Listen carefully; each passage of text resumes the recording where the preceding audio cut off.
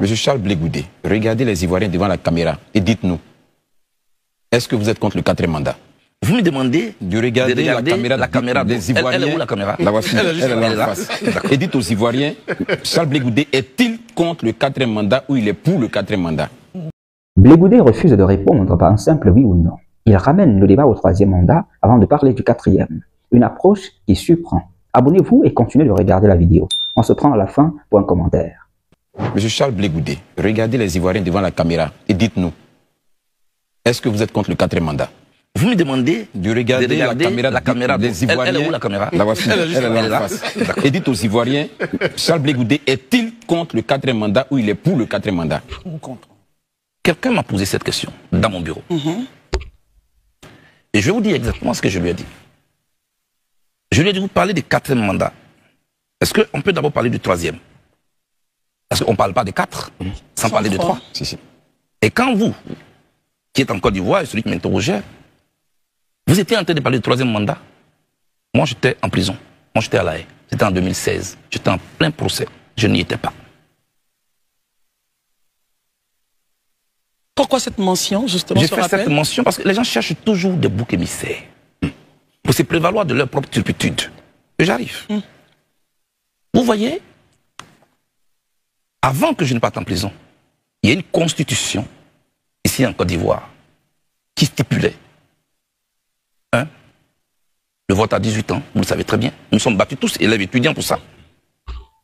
Les urnes transparentes, le bulletin unique, la limitation des mandats, et puis le plafonnage de la limite d'âge, 75. Moi, Charles Blé Goudé, c'est ce que j'ai laissé derrière moi comme constitution pour aller en prison. Pendant que j'étais en prison, des partis politiques ont battu campagne dans ce pays pour cette constitution de 2016. Pourquoi? Parce que il y avait une clause qui faisait sauter le plafonnage de l'âge, qui arrangeait leur leader. Donc, ils n'ont pas regardé dans la durabilité. Ils ont regardé là les intérêts du moment. Et la constitution a été votée. Mais toi, tu regardes ce qui t'arrange. Mais est-ce que toi, tu as regardé ce qui arrange ton adversaire dans la même constitution? Il n'y a eu personne. Pour faire comme au Sénégal. Ou dans la constitution de 2016 au Sénégal, à l'article 27, il est dit, et je cite, nul ne peut faire 2 mandats consécutifs ou pas, au cours de sa vie. Le Bénin vient de le faire. Une phrase. Mais ils ne l'ont pas fait. Ils se sont engouffrés dedans. Parce que juste la clause qui faisait sauter le plafonnage de l'âge l'arrangeait. Donc on peut dire que vous n'êtes pas contre ou pour. J'arrive. Vous l'acceptez pas. Est-ce qu'il a terminé? Non, il faut raisonner. On n'est pas là dans des questions oui ou non. Alors, cette procédure, est-ce que c'était une procédure de rupture ou une procédure de continuité? La procédure de rupture, c'est que quand on quitte une constitution, on va dans une autre. Et donc, qui efface les effets de la première. La procédure de continuité, c'est qu'on continue. Il n'y a pas une histoire de dire, comme j'ai déjà fait un mandat, mais lui, il continue. Aujourd'hui, ce n'est pas nous sommes. Ce qui est en face, on vous dit, mais c'est une nouvelle constitution. Et on vous oppose votre propre attitude. Si on s'était battu pour inclure dans la constitution cette phrase que nul ne peut faire 2 mandats constitutifs ou non au cours de la vie. C'est-à-dire, vous, M. Herman, vous, Christelle, vous êtes ivoirienne. Tant que si vous êtes sur cette terre des Ivoiriens, vous ne ferez jamais plus de 2 mandats. Sinon, vous serez dû être marqué dans la Constitution. Ça aurait dû être marqué, ça n'a pas été le cas, on est dedans. Donc, je dis à la personne, voyez, moi, ne me cherchez pas des pouces sur la tête. Deuxièmement, le 3e mandat, vous étiez contre. Mais pourquoi vous êtes allé aux élections législatives? Vous y avez eu des députés sous cette mandature contre laquelle vous êtes. Dans la vie, il faut être conséquent. Ma position, elle est très claire là-dessus. Troisièmement, je n'ai pas encore fini. Il faut qu'on épuise cette question-là. On va épuiser, allez-y, on sommes là pour ça. Troisièmement, le président de l'Assemblée nationale est élu sous cette mandature, 3e mandature, à l'unanimité par toute l'opposition et le parti au pouvoir. Il n'y a même pas un député qui a fait prévaloir sa différence. Sous le 3e mandat. Donc, vous avez adoubé le 3e mandat. Vous êtes rendu complice du 3e mandat. Le 4e, là, pourquoi vous, c'est sur mon CV, vous venez? Pour répondre. Moi, je n'étais pas là. Et maintenant, venons sur le 4e mandat. Tout récemment, Simone Gbagbo, qui est notre porte-parole à Cap Côte d'Ivoire, a fait un communiqué qui dit, en guise de soutien aux candidats qui n'ont pas été sur la liste électorale, dont moi-même, parce qu'on l'oublie souvent, Nous n'allons donc pas retirer nos kits pour la collecte des parrainages. Ouais. Christelle, Oui.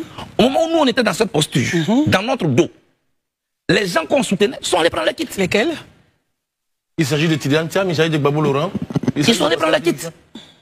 Et nous étions là, ridicules. Nous avons fait une réunion. Madame, la première dame, allez prendre vos kits. Ah, c'est de là que tout s'est parti. C'est de là que tout est parti. Et elle allait prendre sa kit. Ensuite, au-delà de prendre les kits, ils sont allés déposer leur candidature, soumettre leur dossier à une institution qui ne reconnaissait pas. Vous étiez informé auparavant? Il y a un problème. Est-ce que vous étiez informé? Non, on n'était plus là, on n'était plus dans les mêmes coalitions. Très bien. Herman, vous allez me laisser finir. On va vous laisser Donc, terminer, s'il vous plaît. quand ils sont allés déposer leur dossier. Leur dossier. Si ce dossier était accepté et validé, est-ce qu'on serait assis là pour dire non? Si on est candidat, si on va aux élections, c'est comme si on accompagnait le 4e mandat. Si ce dossier était validé, non. Donc vous voyez, je regrette que ce dossier ait été rejeté, parce que pour moi, en allant déposer leur dossier, ils acceptent la voie des urnes pour obtenir l'alternance. C'est une très bonne chose. C'est une bonne opposition. Et c'est comme ça qu'on fait les choses. Et maintenant que les dossiers ont été rejetés, on se rappelle subitement que ceux dont les dossiers ont été acceptés, c'est comme s'ils accompagnaient le 4e mandat. Ce n'est pas juste à l'égard de Simone Babo, ce n'est pas juste à l'égard de Domelo, ce n'est pas juste à l'égard de Billon. Ce n'est pas juste. Vous oubliez souvent Henriette Lagou. Pardon, ce n'est pas juste au sujet d'Henriette Lagou, que je connais bien, contre qui je n'ai rien du tout. Donc c'est votre vision donc au total de... Moi je suis un homme conséquent.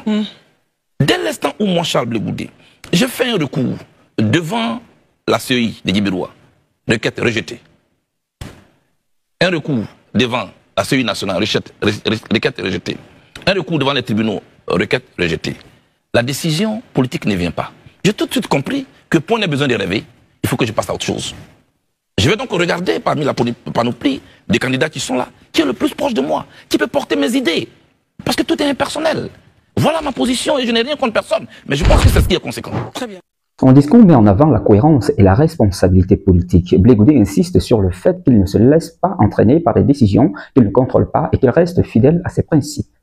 Mais selon vous, est-il vraiment resté clair et tranché sur sa question face au 4e mandat?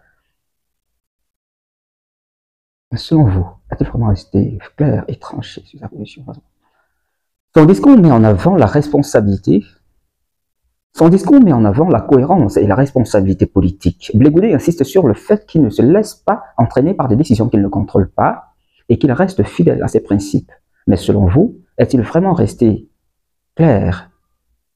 Mais selon vous, est-il vraiment resté clair et tranché sur sa position face au 4e mandat? Partagez votre avis en commentaire. C'est la fin de la vidéo. Si vous avez aimé, alors partagez, likez et abonnez-vous pour envoyer un bon signal à l'algorithme. C'est la fin de la vidéo. Si vous avez aimé, alors likez, abonnez-vous et partagez pour envoyer un bon signal à l'algorithme.